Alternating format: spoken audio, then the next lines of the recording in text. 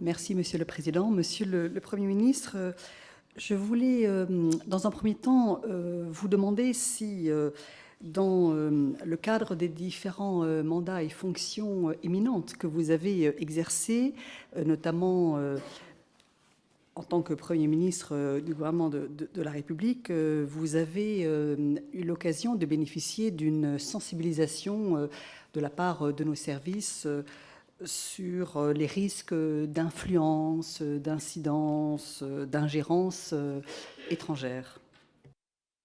Bien sûr, mais concernant un très grand nombre de pays. Par exemple, je n'emmène jamais mon téléphone portable ni mon ordinateur lorsque je me rends en Chine. Voilà, donc évidemment, ce sont des précautions indispensables et qui valent malheureusement pour un très grand nombre de pays et j'ai envie de dire un nombre de plus en plus important de pays dans le monde.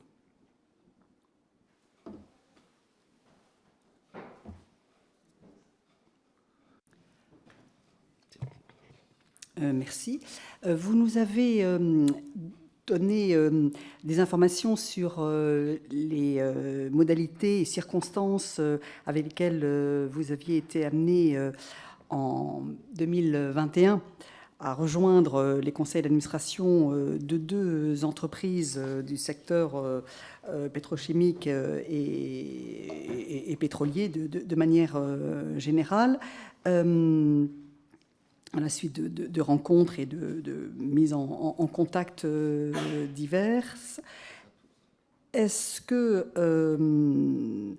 vous ne pensez pas que votre qualité d'ancien Premier ministre de la France a joué plus qu'un rôle déterminant dans le recrutement qui a été fait ainsi de la part de ces deux sociétés, dont une est détenue à 100% par l'État russe?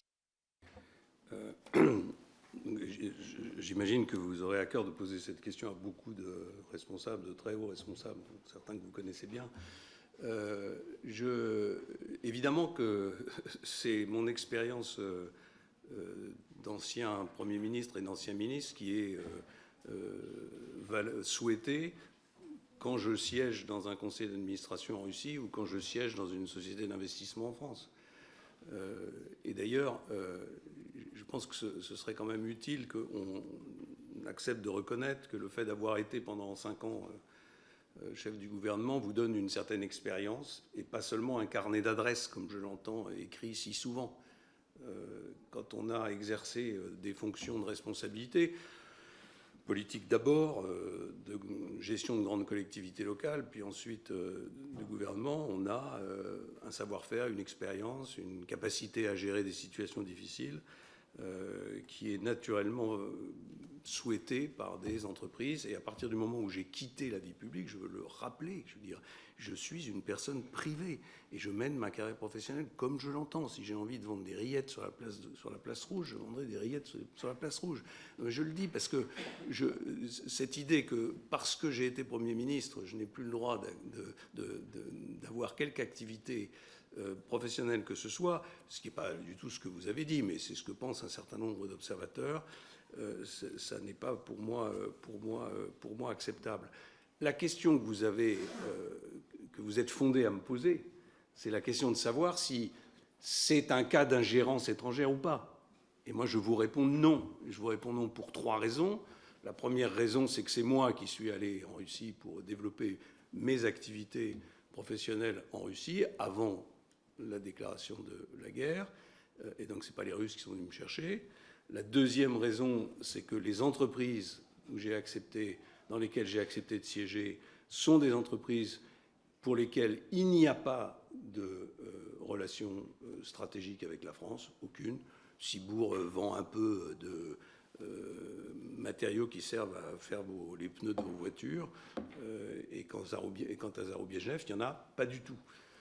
Et la troisième raison, et là il faudra me croire sur parole, c'est que mon parcours montre que je ne suis pas sensible aux ingérences étrangères. Et donc, et mes convictions sur la nécessité d'une relation réaliste entre la France et la Russie ne datent pas de l'époque où j'ai siégé dans des conseils d'administration. Elle a commencé en 1986, à l'époque où la Russie s'appelait l'URSS. Et donc personne ne peut espérer me faire changer d'avis d'une manière ou d'une autre à cette occasion. Et donc je considère qu'il n'y a là aucune ingérence étrangère.